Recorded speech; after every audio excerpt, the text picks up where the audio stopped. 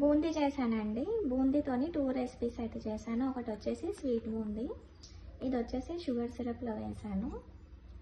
అయితే టేస్ట్ చేశానండి, చాలా బాగుంది. ఇంక ఇది వచ్చేసి కారం బూందీ. సేమ్ నార్మల్ బ్యాటర్తోని బూందీ వేసుకొని ఉప్పు కారం అయితే కలుపుతున్నాను.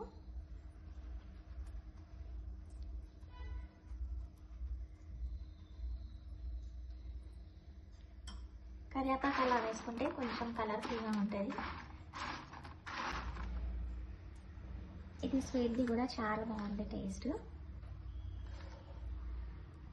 వీడియోస్ నచ్చితే లైక్ చేసి సబ్స్క్రైబ్ చేసుకోండి. ఇదిగోండి, బాగా మిక్స్ చేసుకున్నాక ఇలా కనిపిస్తుంది.